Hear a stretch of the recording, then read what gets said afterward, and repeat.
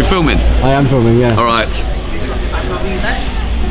Look at these eyes. These are the eyes of a man who went out in Valencia last night, didn't take his phone out with him, drank far too many beverages of the alcoholic variety, and I'm feeling sorry for myself today, and I've only got myself to blame, to be honest. Yes, guys, welcome back to the George Benson Football Channel. Welcome to 6 things that we learned from Valencia 2, Chelsea 2. It was a game that kind of needed to win it. We've put the pressure on ourselves now. We've got to play Lille at Stamford Bridge on the 12th of December. If we win that game, we will still get through into the last 16 of the Champions League. But last night, Chelsea were undone by a freakish goal.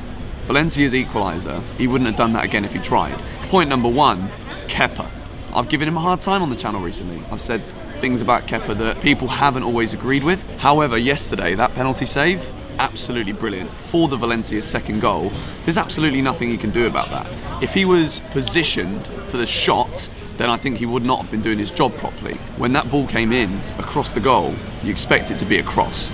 There's nothing he could have done about the goal. Kepa, I thought, was very good yesterday. Much better performance. The penalty save was huge. It's those pressure moments where we need him to deliver. And yesterday, he delivered.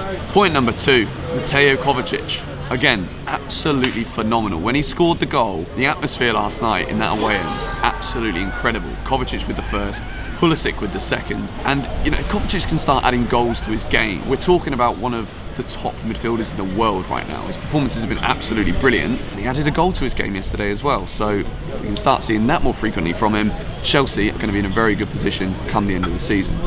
So I didn't go out last night. I've got energy. Can you sing? Can I sing?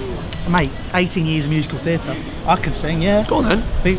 Come on, you can't put me on the spot like that. You can't make... I just got the sense that you could sing. I know nothing about you, but I just feel like you can We need to pick a song. Slippery soprano. Jupiter and Mars. In other words, hold my hand. So, Louis, tell us something you learned from Chelsea's game last night. What did I learn from Chelsea's game? What points have you made? Because I was busy setting up the second angle. Well, I've given Kepa some credit. I've given Kovacic credit. I've made the comment saying that right now he's the best midfielder in the world. Dangerous, but okay. Based on current performances. No, he's not. Who is better? Benjani. Benjani? No. Now, I'll tell you who is better than Kovacic. De Bruyne. David Silva. Fabinho. Bernardo Silva. Let's see, because goal scoring is still a critical part of his game. I mean, I'm talking about his form, about how he's playing right now. Like, I would not want to take him out of this team and replace him with anyone at this point. No, I agree with that. Like, when Loftus-Cheek is fit, I don't think he gets in this team right now. I don't think he gets in this team. Kovacic keeps him out right now.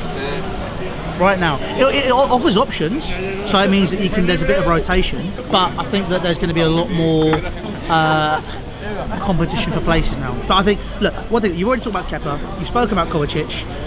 I think, and Joe and I were speaking about this earlier, this team is not quite ready for those big games. We saw it at Man United, we saw it at City, we saw it at the Mestalla yesterday. That's going to come with time, but this Chelsea side does lack severely in experience, and that comes down to Frank as well. He showed his hand way too early. I've had way too many coffees today. He showed his hand way too early. So when we were 2-1 up, he switched to a 3 at the back, and then Valencia just put on an extra centre forward and flooded the box. So, and we tried to see it out, and we just can't do it quite yet. So I think tactically it wasn't the best, but look, I'm not saying that Frank Lampard's a rubbish manager, because I know that's what the comment section's going to say, because Chelsea fans' comment sections usually, oh my God, you said this! No, I'm not saying he's a bad manager. I'm just saying yesterday he got it wrong. That's all I'm saying. I don't think we ever looked like scoring after we scored the second goal. We didn't.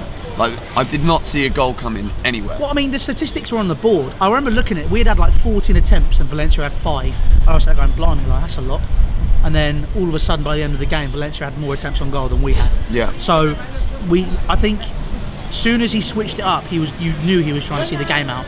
And then Valencia just went, okay, cool, we're just going to flood your box and then try and score a second goal. And they got it. To be honest, we should have lost that game. They missed 2 sitters. Yeah. So, and a penalty. And a penalty. So it's one of those where it's just, you know. Okay, can I just make a point? Lawrence, you're not allowed to make a point. Please. I like this. This is different style. Go. From a positive attacking mentality to, okay, we need to hold out for a win, as in like play it safe. Whilst I feel like we should have kept going, you know, because we were playing better than them. There was good energy, and all of a sudden Aspilicueta's a good centre back, and okay, I'm not a fan of Emerson. He okay, good going forward, but defensively shocking. I think Lampard did it against Man City as well. He played it too defensive after half-time. So agree. had he stuck to his guns, had there been more belief in his players, because I feel like the quality is there, we would have won the game. I agree. What do you think, Joe Weller? So basically, obviously, we saw the first half, Chelsea dominant. You know, I was obviously in the Valencia end. All those Valencia fans were like livid. You know, Valencia weren't able to string passes together. They were being sloppy. Chelsea were in control. And it's like, if we just maintained that mentality throughout, like we see Liverpool do, they maintain that mentality and then add to it, and then they get last minute winners and they make things happen. Whereas it's almost like if you at 70 minutes say, right, that's it, I'm going to retire and just try and defend this and make that blatantly obvious, it's just giving confidence to the other team, and I think that's what it blatantly did.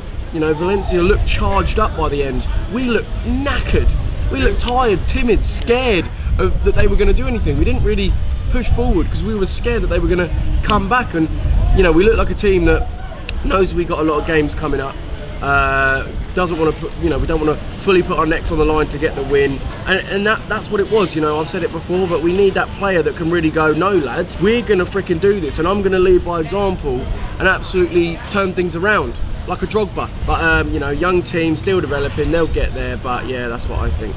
The game needed a Hazard. It did. That's exactly what the game needed. And against Man City as well. To be fair, I'm not going to lie, I don't remember much from the game, which is why I've put this one out onto the table. But, you know, Christensen. What are we saying about Andreas Christensen? Christensen's not good enough to play for Chelsea right now. Louis says he's not good enough to play for Chelsea he's right now. He's too weak. The nerves really affect him during game. The centre halves are way too far apart. Way too far apart. And he's too weak as a centre half. He needs to beef up. He's great on the ball. Don't get me wrong. I think he's great. I just think put it this way, ever since he got turned inside out against Barcelona under Conte, he's never been the same player. Because he had a really good season that year, and then Messi nutmegged him once, and that was it.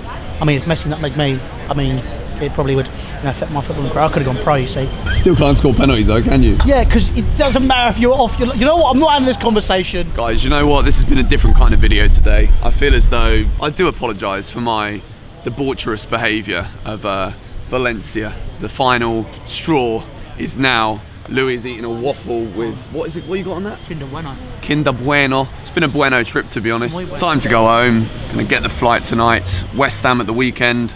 I'm not sure if I'm actually going to the game at this point, but I'll be doing Premier League predictions tomorrow and a match preview as well. You guys know right now there's plenty of content coming your way because we've got so many games. We've got 2 games a week, 3 games a week really. Midweek, weekend, West Ham, it's a London derby, it's a huge one for Chelsea. Got to get back to winning ways, 2 games without a win. Anyway, I'm just going to wrap this up here. I'm just waffling now outside a waffle shop with a man who does a waffling podcast.